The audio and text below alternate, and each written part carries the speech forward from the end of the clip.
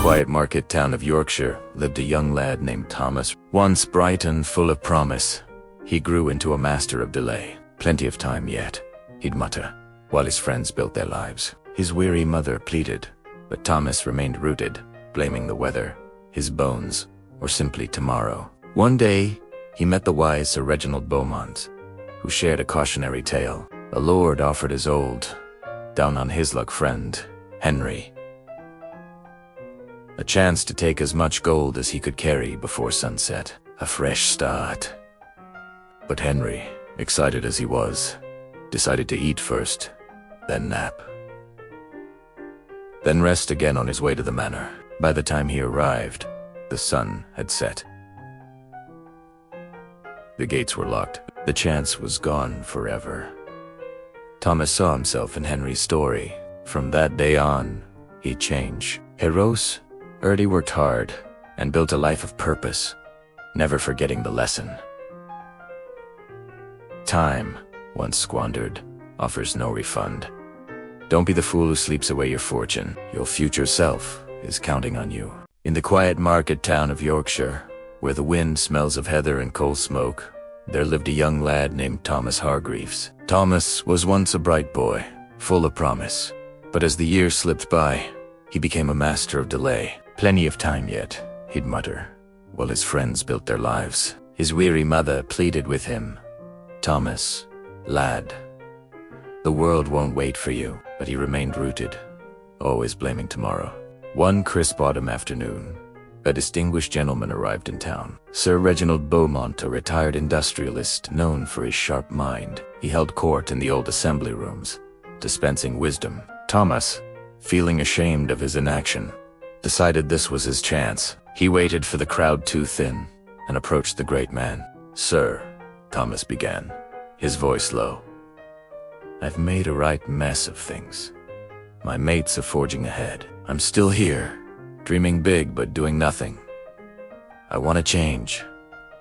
What must I do?" Sir Reginald studied him with kind, piercing eyes. "You feel behind, young Hargreaves, because you treat time as an endless river rather than a thief in the night. Come, sit. Let me tell you a tale from my younger days, one that might burn the lesson into your soul."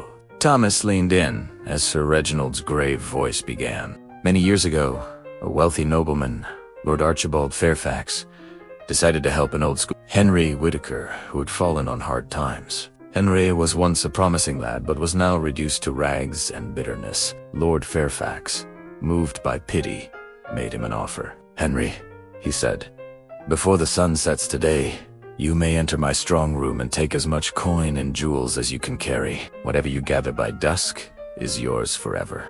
Henry's eyes widened. He hurried home, his voice trembling as he told his wife, "Martha, gold enough to buy a house. Lord Fairfax has given me the key to riches." Martha urged him, "Then go at once. The sun's high. There's hours yet." But Henry rubbed his stomach. "I'm famished, love. A bite first, then I'll dash to the manor." He ate there slowly, chatting about his grand plans. By the time he finished, a heavy drowsiness crept over him.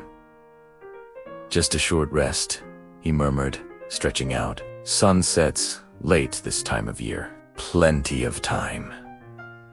He slept soundly. His wife woke him 2 hours later. "Henry, wake up. The afternoon's wasting," he grumbled, but eventually set off, carrying 3 sturdy sacks.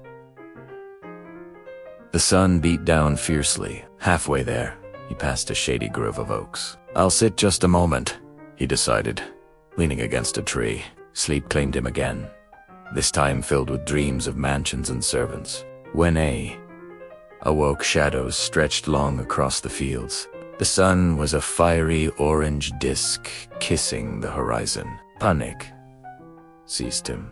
He scrambled up and ran, heart pounding, stumbling over roots. He reached the manor gates just as the last ray of sunlight vanished. The great iron doors of the strong room were shut and bolted. He hammered on them, shouting until his voice cracked, but no one answered.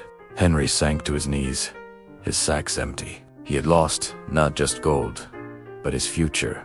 All because he believed time was his servant, not his master. Sir Reginald paused, letting the silence settle. Thomas stared at the floor, his cheeks burning. "You see, lad," Sir Reginald continued quietly, "time is relentless. Lord Fairfax offered Henry more than Treasury offered a mirror to his folly. And Henry, like so many, looked away until it was too late." Thomas swallowed hard. I've been Henry, haven't I? Wasting days on nothing."